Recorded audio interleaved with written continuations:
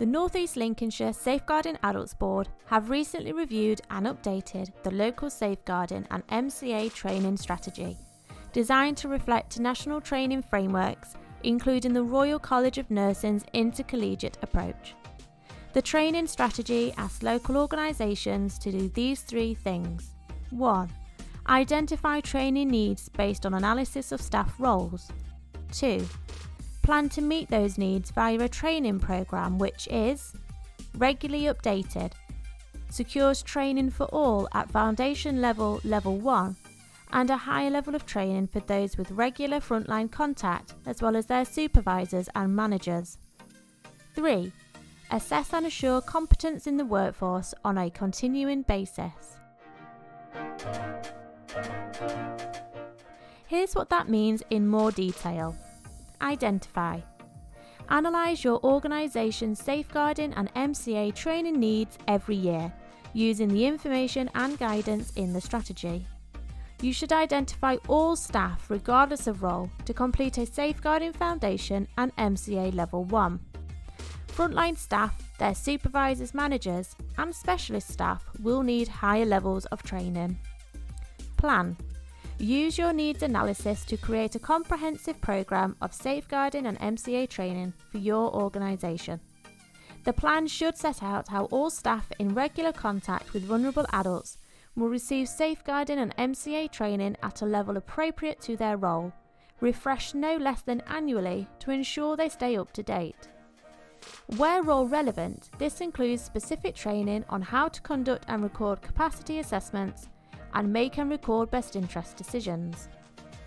It is for each organisation to decide where to access training, but you will need to make sure that any training accessed is compliant with the care certificate, competence frameworks and local policy, and meets the minimum benchmarks set out in the strategy's checklists. The easiest way to ensure all requirements are met is by accessing the training via Quest at Focus Independent Adult Social Work.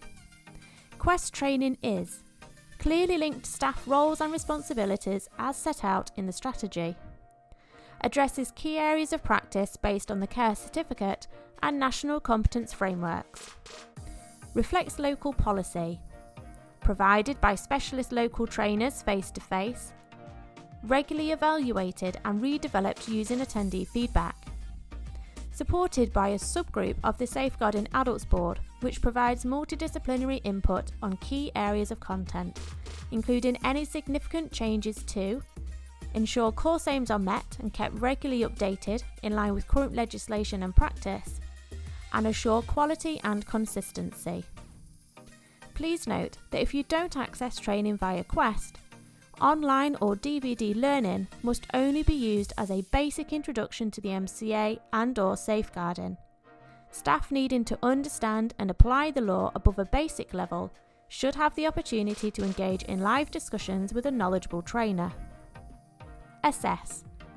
Organisational commitment is essential to ensuring that knowledge gained is reflected in practice. Training should be followed by actions to embed learning in the workplace with support from knowledgeable supervisors and managers. The involvement of operational managers and supervisors is crucial too, ensuring learning impacts on practice through mentoring and supervision, help and evaluate and review training provided, ensuring staff access up-to-date training and continuous learning, challenging poor practice and recommending additional learning, providing strong leadership and a positive organisational culture. To assure quality of learning, managers and supervisors should measure staff knowledge and competence against the standards in the strategy, as relevant to their role.